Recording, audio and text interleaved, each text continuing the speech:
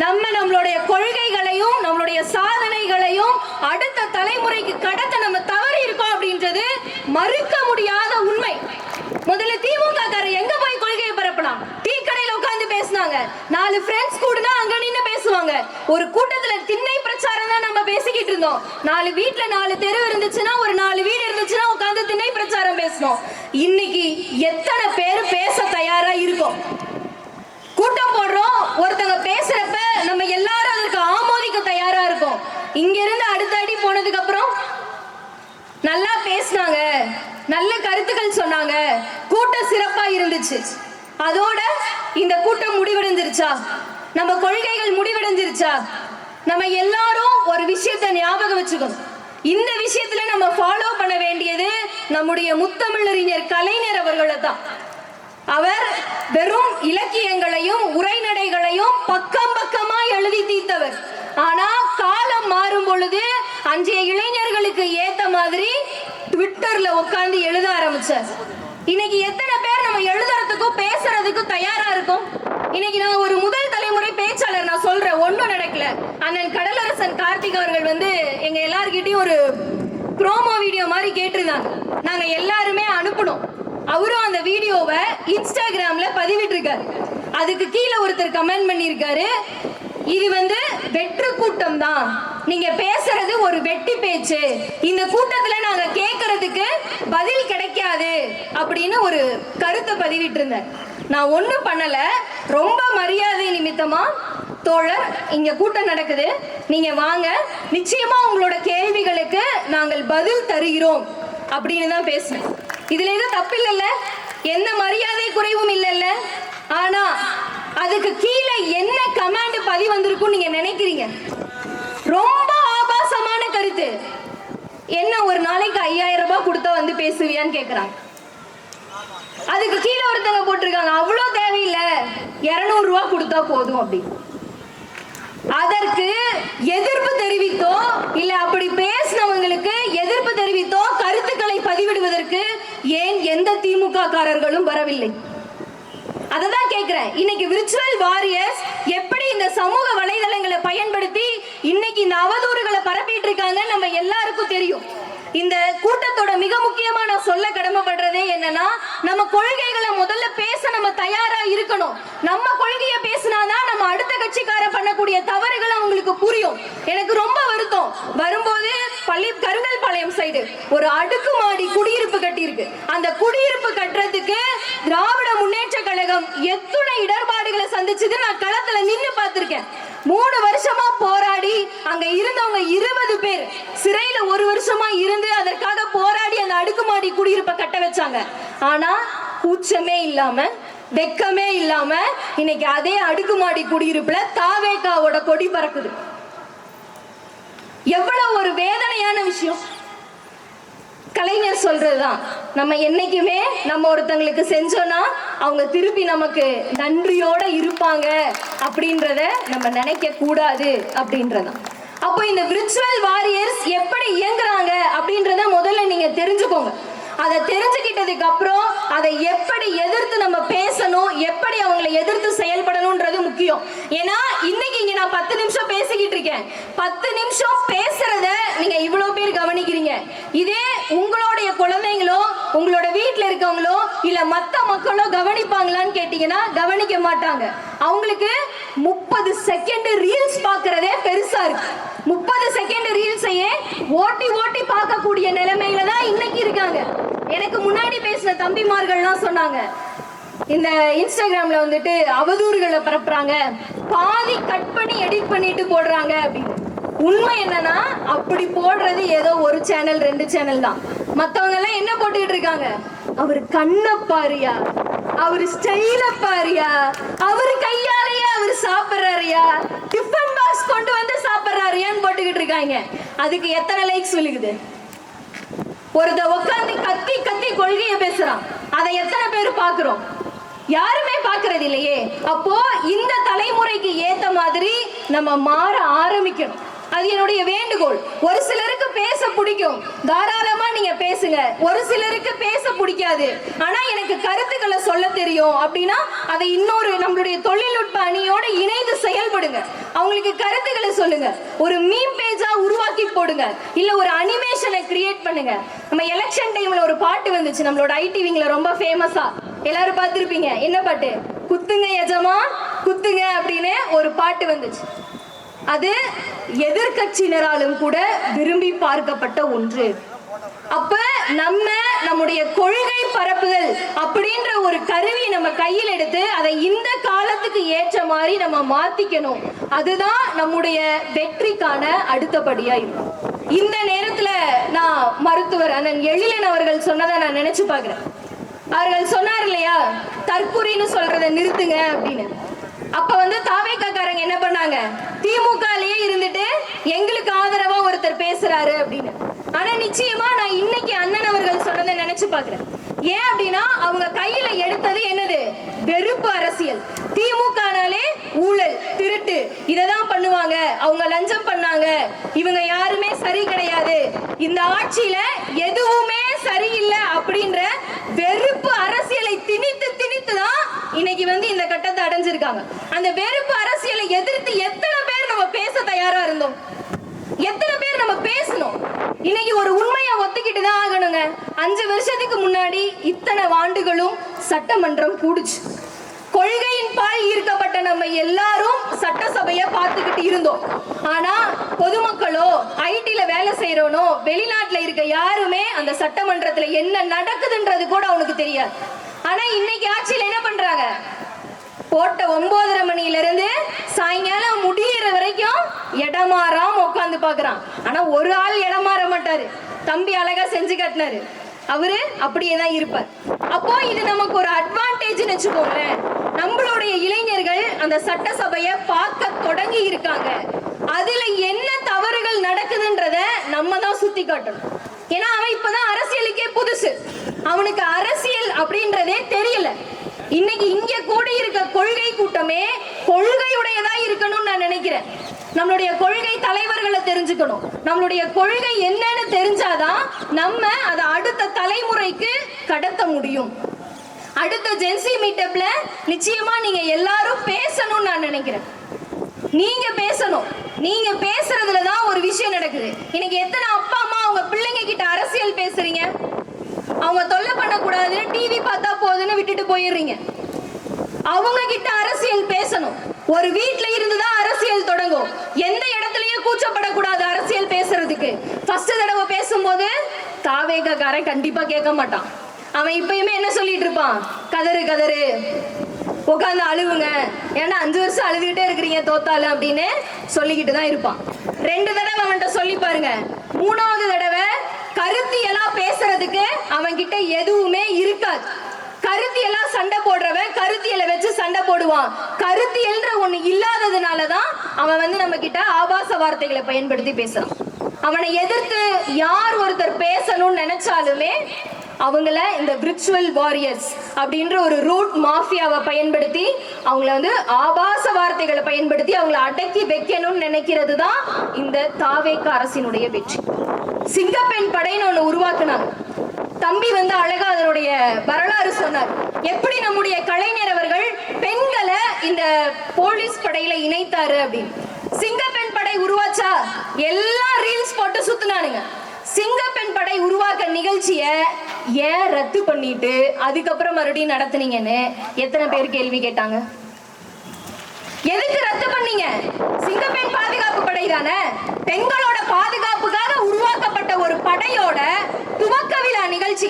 அதுக்கு வர முடியாம அப்படி என்ன சார் உங்களுக்கு வேலை இருந்துச்சு? அத சொல்லுங்க. ஃபங்க்ஷனுக்கு அவரோட பிஏ ஃபங்க்ஷனுக்கு போறதுக்கு உங்களுக்கு நேரம் இருக்கா? ஒரு பிஏ ஃபங்க்ஷனுக்கு போறதுக்காக தமிழ்நாட்டு பெண்களோட பாதுகாப்புக்கான சிங்கப்பெண் படை நிகழ்ச்சியை நீங்க தள்ளி வைப்பீங்க. அப்ப நாளைக்கு யாருக்காவது காது குத்து வந்தா எல்லாம் தள்ளி வச்சிருவீங்க. சட்டமன்றத்துல கையெழுத்து போடுறத தள்ளி வச்சுட்டு நாளைக்கு பாத்துக்கலான்றீங்க. இதுல இன்னொரு கூத்து என்னன்னா, நான் ரொம்ப சந்தோஷப்படுறேன். இதுக்கு சிங்கப்பெண் படைன்னு பேர் வச்சு வச்சாங்க. ஏன்னா அந்த நிகழ்ச்சியில என்ன பாட்டு பாடிட்டு இருந்தாங்க? அரசு நிகழ்ச்சியில சிங்கப்பெண் பாட்டு பாடுது. நல்ல வேளை புலிப்படைன்னு வைக்கல, இல்லைன்னா புலி உரும்புது பாட்டு பாடிட்டு இருந்திருக்கோம். புலி உரும்பு எல்லாம் புலி புலின்னு பாட்டு ஓடி இருக்கு. ஒரு அரசு நிகழ்ச்சியில இது செய்யக்கூடிய விஷயமா? இதை எதிர்த்து நம்ம கேள்வி கேட்கிறோமா? கேள்வி கேட்டா அதுக்கு முட்டு கொடுக்க ஒரு ஆள் அவர் வருவாரு. கேள்வியே கேட்காதீங்க, 6 மாசம் எங்க அண்ணனுக்கு டைம் கொடுங்க, கேள்வி கேட்காதீங்க அப்படிம்பாரு. கேள்வி கேட்காம இருக்க நாங்க என்ன உங்க அண்ணனாடா? கேக்குறேன். சட்டமன்றத்துல அமைதியா உட்கார்ந்துருக்க நாங்க என்ன உங்க அண்ணனா? எங்களால கேள்வி கேட்காம இருக்க முடியாதுங்க. நாங்க கேள்வி கேட்போம். உங்களுக்கு திராணியும் தெம்பு இருந்தா உங்க முதல்வரை வாய திறந்து பதில் சொல்ல சொல்லுங்க. வாய திறங்க சிஎம் சார், வாய திறங்க. ஏன் தெரியுமா ஒரு வாய திறக்கிறது இல்ல? ஏன்னா தாவேக கட்சிக்காரங்களே இன்னும் என்ன நிலைமையில இருக்காங்க? ஸ்டாலின் தான் முதல்வர்ன்ற நிலைமையில இருக்காங்க. இத நம்ம சொல்ல தேவையில்ல. சட்டமன்றத்துல சபாநாயகர் உட்கார்ந்திருக்காரு. அவர் என்ன சொல்றாரு? மாண்புமிகு முதல்வர் ஸ்டாலின் வந்துருச்சு. அதுக்கப்புறம் ஜோசப் விஜய்ங்க. அது கூட பரவாயில்ல. அதை விட ரொம்ப கொடுமை உயர்கல்வித்துறை அமைச்சர். அவரு போய் ஒரு இடத்துல டான்ஸ் ஆடிட்டு அவரே வந்துட்டு ஸ்டேட்மெண்ட் கொடுக்கிறாரு. மாண்புமிகு முதல்வர் ஸ்டாலின் அவர்களோட தலைமையில நல்லாட்சி சிறப்பா போயிட்டு இருக்கு அப்படி. இப்ப வரைக்கும் இனிமேலும் ஸ்டாலின் அவர்கள் தான் ஆட்சி செஞ்சுக்கிட்டு இருக்காரு, இனிமேலும் இருப்பார். மேகதாது அணை விஷயம் நடந்துச்சு. 100 விஜய் வந்தாலும் மேகதாதுல அணை கட்டுறதை நிறுத்த முடியாது, தடுத்து நிறுத்த முடியாதுன்னு கர்நாடக மாநிலத்தோட முதல்வர் அவர்கள் பதிவு செய்யறார். நீங்க தான் போனீங்கல்ல, நீங்க பெரிய அல்ல. அண்ணன் யாரு? பவரடி. அண்ணன் போனதையுமே மிரண்டு உடனே கையெழுத்து போட்டு சார் இந்தாங்க சார் மேகதாதுல அணை கட்ட மாட்டோம் அப்படின்னு கொடுத்துருவாங்க. அப்படின்ற நினைப்புல இவனை எல்லாம் ரெடியா இருக்கானுங்க ரீல்ஸ் போடுறதுக்கு. சரி, அண்ணன் கர்நாடகா போயிட்டாரு, மாஸ் பண்ண போறாரு, போய் முதல்வர் ஆபீஸுக்குள்ள போனதை வச்சே 10 நாள் ஓட்டுவோம் அப்படின்னு. ஆனா அவர் என்ன பண்ணாரு? கார் எடுத்துட்டு அவர் சொந்த காரை அவரோட தன்னுடைய கைகளாலேயே ஓட்டுனாரு அப்படின்னு போட்டாங்க. அதுலயும் அவங்க எல்லாம் சிக்கிக்கிட்டாங்க. அதுக்கு நாங்க ஒண்ணும் பண்ண முடியாது. அவரு கார் ஓட்டுறப்ப எனர்ஜி ட்ரிங்க் எல்லாம் வச்சிருந்திருக்காரு, அதுக்கெல்லாம் நம்ம பொறுப்பாக முடியாது. இதுக்கு எங்களுக்கு எந்த சம்பந்தமும் கிடையாது. இது டிவிகே காரன் டிஎம்கே காரன் எடுத்த ரீல்ஸ் கிடையாது, கேமராவும் கிடையாது. அதை பதிவு செஞ்சதே நீங்க தான். மேகதாது அணையை கட்டுறதுக்கு 100 விஜய் வந்தாலும் தடுக்க முடியாது, உண்மைதான். 1000 விஜய் வந்தாலும் தடுக்க முடியாது. ஆனா ஒரே ஒரு முத்துவேல் கருணாநிதி ஸ்டாலினால தடுக்க முடியும். இத்தனை நாள் அதை தடுத்து நிறுத்திருக்க. அடுத்து ஒரு அம்மா இருக்காங்க. நானும் அவங்கள பத்தி பேசக்கூடாதுன்னு நினைக்கிறேன். ஏன்னா நான் கொள்கையை பேசுங்க அப்படின்னு தான் நான் பேச வந்ததே. கொள்கையை பேசுங்க. ஏன்னா எனக்கு அது ரொம்ப வருத்தம். இந்த தலைமுறை கொள்கையை பேசணும், எல்லாரும் பேசணும் அப்படின்னு. ஒரு அம்மா எம்எல்ஏ சென்னையில, ரொம்ப டஃப். அந்த அம்மாவுக்கு தான் மீடியா ஸ்பாட் கிடைக்கணும், வேற யாருக்கு கிடைச்சிடக்கூடாதுன்னு குழந்தையோட சுத்துது. அந்த குழந்தை என்ன பாவம் பண்ணுச்சுன்னு தெரியல. அவங்களுக்கு மட்டும்தான் தென்றல் புயலாகி வருதே அப்படின்னு பாரதி கண்ணம்மாவோட அடுத்த சீசனுக்கு தயாராகிக்கிட்டு இருக்காங்க. ஒரு வரலாறு தெரிஞ்சுக்கோங்க. மொழிப்போர் தியாக கூட்டத்துல மொழிப்போருக்காக எதிர்த்து நின்று போராடினப்ப லக்ஷ்மின்ற ஒரு பெண்மணி 9 மாத கர்ப்பிணி அந்த கூட்டத்துல நின்று போராடி தன்னுடைய கருவை இழந்தும் இந்த திமுக கழகத்தோட மொழிப்போர்ல நின்னாங்க. நான் அவங்க யாரும் சுத்திக்கிட்டு தெரியல. இங்க அவங்களுக்கு இன்னொன்னு சொல்லணும்னு நினைக்கிறேன். இவங்க ஒரு குழந்தை பெத்துட்டு எல்லா ஆபீஸுக்கும் எடுத்துட்டு சுத்திக்கிட்டு இருக்காங்க. நல்லா தெரிஞ்சுக்கங்கம்மா, எங்க முதல்வர் ஸ்டாலின் அவர்கள் இந்த மாதிரி குழந்தை பிறந்தவங்களுக்கு 6 மாசம் இல்ல 1 மாசத்தோட அரசு ஊதியத்தோட விடுமுறை கொடுத்திருக்காரு. தயவு செஞ்சு விடுமுறை எடுங்க. அதுக்கடுத்து ஒரு அமைச்சரா பேசிக்கிட்டே போலாம். பேசுறதுக்கு அவ்வளவு விஷயங்கள் இருக்கு. ஏன்னா இன்னைக்கு இருக்க அமைச்சர்கள் அந்த துறை முதல்ல அவங்களுக்கு தெரிஞ்சிருக்கா, அந்த துறையில ஏதாவது நடக்குதான்றது தெரியுதான்றது கூட அவங்களுக்கு கிடையாது. ஸ்கூலுக்கு ஆய்வு பண்ண போறாங்க. என்ன ஆய்வு பண்ணணும்? நீங்க பள்ளி பாட புத்தகங்கள் ஒழுங்கா வருதா, காலை உணவு திட்டம் ஒழுங்கா நடக்குதான்னு ஆரம்பிச்ச நாள்ல இருந்து ஆட்சி திமுக ஆட்சியில இருந்த நாள் வரைக்கும் காலை உணவு திட்டத்துல ஒரு நாள் கூட ஒரு பிள்ளைக்கு சோறு இல்லாம இருந்ததில்லை. ஆனா ஆட்சிக்கு வந்து 40 நாள்ல விளாத்திகுளத்துல ஸ்கூல்ல காலை உணவு திட்டம் இல்லைன்னா 40 குழந்தைங்களுக்கு பிஸ்கெட் கொடுக்குறீங்கன்னா இதுதான் உங்களோட ஆட்சி. அப்ப இதுல இருந்து நமக்கு அவங்க இன்டைரக்டா என்ன சொல்ல வராங்க? சோத்துக்கு வழி இல்ல, உங்களுக்கு கடைசியில பிஸ்கட் தான் கிடைக்கும். எங்க ஆட்சியை நம்புனீங்கன்னா சோத்துக்கு வழி இருக்காது, பிஸ்கட் தான் கிடைக்கும்ன்றாங்க. அரசு பள்ளியில ஒரு முதல்வரோட புகைப்படம் அது தலைமை ஆசிரியரோட அறையில இருக்கலாம், ஆனா எல்லா வகுப்பறையிலயும் இருக்கணும் அப்படின்னு கொண்டு போய் சின்ன பிள்ளைங்க கிட்ட காட்டி காட்டி இதை உங்க கிளாஸ்ல மாட்டுங்க. இது யாரு? விஜய் மாமா. அப்ப அப்துல் கலாம் ஐயா நிலைமையில யோசிச்சு பாருங்க. அவர்ல நல்ல வேலை இந்நேரத்துக்கு இல்ல. அவர் இருந்திருந்தாருன்னா ரொம்ப வருத்தப்பட்டிருப்பார். அதை எதிர்த்து பெற்றோர்கள் கேள்வி கேளுங்க. உங்க பிள்ளைங்க படிக்கிற பள்ளிக்கூடத்துல பள்ளி வகுப்பறையில இந்த மாதிரி ஒரு அரசியல் கட்சியோட ஊடுருவல் இருந்தா அதை எதிர்த்து நீங்கள் கேள்வி கேட்கணும். அதே மாதிரி நீங்களாவது பரவாயில்ல, அதுக்கு கீழே இருக்காங்களே மருத்துவ அணி, மருத்துவர் அணி, நாங்க ஒரு பக்கம் கிளம்பி டெஸ்டிங்க்கு போறோம், பரிசோதனைக்கு போறோன்னு போய்கிட்டு இருக்காங்க. தென்காசியில ஒரு அம்மா கிளம்பி போச்சு. நான் போய் எல்லாம் டெஸ்ட் பண்ணிட்டேங்க, எல்லாம் டீன் கிட்ட கேட்டாச்சு, எல்லாம் சரியா இருக்கு, எல்லா மருத்துவமும் சரியா இருக்குன்னு அந்த அம்மா சொல்லிட்டு போச்சு. அது ஒரு பெரிய கான்ட்ரோவர்சி ஆச்சு. ஏன்னா அவங்க டாக்டர் கிடையாது, அவங்க வந்து ஒரு அரசு ஊழியரும் கிடையாது, அவங்க ஒரு சாதாரண கட்சியில இருக்கவங்க. எப்படி வந்து ஒரு அரசு மருத்துவமனையில அவங்க செக்அப் பண்ணலாம்னு யோசிச்சாங்க. இன்னைக்கு அவங்க ஆய்வு செஞ்ச அதே தென்காசி மருத்துவமனையில பாம்பு விஷக்கடிக்கு மருந்து இல்லைன்னு சொல்லி 2 இளைஞர்கள் இறந்து போயிருக்காங்க. இதுதான் நீங்க ஆய்வு செஞ்ச லட்சணமா? ஆய்வு செய்ய தெரியலனா நீங்க ஒண்ணு கூச்சப்பட தேவையில்லை. நாங்க ஒண்ணு டிவி கேக்காரங்க கிடையாது. ஆய்வு செய்ய தெரியலனா தாராளமா வந்து டிஎம்கே காரன்ட்ட கேளுங்க. அந்த மருத்துவர் எழிலன் அவர்கள்ட்ட கேளுங்க, யார்கிட்டையும் கேட்க வேணாம், அவர்கிட்ட தாராளமா கேளுங்க, அவர் சொல்லி தருவாரு. அதை கேட்டுக்கிட்டாவது நீங்க வந்துட்டு உங்களுடைய ஆய்வுகளை செய்யுங்க. இங்க உயிர்கள் வந்து உங்களுக்கு விளையாட்டா இருக்கா? 40 பேர் செத்து போனாங்கனாலும் எதுக்கு வாய் திறக்க மாட்டீங்களா? நான் என்ன சொல்றேன்னா, உங்க இந்த டிவிக்கு ஆட்சியில பிரச்சார மேடையில ஒரு பொண்ணு பேசுச்சு, அண்ணா பெண்களோட பாதுகாப்பை உங்களை நம்பி உங்க கைகள்ல தானா ஒப்படைக்கிறோம், நீங்க தானா இந்த தமிழகத்தோட பெண்களை பாதுகாக்கணும் அப்படின்னு. பாதுகாக்க வேண்டியதே அவங்கள்ட்ட இருந்து தான் பாதுகாக்க வேண்டியதா இருக்கு. இன்னைக்கு என்னால இணையதளத்துல கூட பேச முடியலங்க. இணையதளத்துல பேசினா அவன் ஆபாசமா தான் பேசுறான். இன்னைக்கு இங்க பேசி முடிச்சு இந்த காணொளி நீங்க பதிவிட்டாலும் அதுக்கு கீழே சத்தியமா ஒரு 10 பேர் ஆபாசமா தான் பதிவிடுவான். அப்ப இதைத்தான் உங்கள் கழகம் சொல்லி வளர்த்ததா? சொல்லி வளர்க்கறதுக்கு அது கழகம் கிடையாது, அது ஒரு கூட்டம். கூட்டமா கூடுன கூட்டம், அவ்வளவுதான். அத ஒரு மக்கள் கூட்டம்னு கூட சொல்ல முடியாது. அந்த நிலைமையில தான் இன்றைய இது இருக்கு. அப்ப எல்லா பெண்களும் இங்க பாலியல் வல்லுணர்வு செய்து கொல்லப்படும் போது நீங்க என்னதான் பண்றீங்கன்னு எங்களுக்கு சொல்லுங்களேன். ஒரு 3 வயசு குழந்தை பாலியல் வல்லுணர்வு செய்யப்படுது. உங்க கட்சியில இருக்க எம்எல்ஏ அவரு ஒரு பொண்ணுக்கு வந்துட்டு பாலியல் பிரச்சனை கொடுக்கிறாரு, மத்தவங்களை கட்சியை விட்டு தூக்குறீங்க, அவரை எதுவும் பண்ணல. இல்ல 75 வயசு பாட்டிக்கு அந்த மாதிரி ஆகுது, வீட்டுல விளையாடிக்கிட்டு இருந்த குழந்தைக்கு அந்த மாதிரி ஆகுது.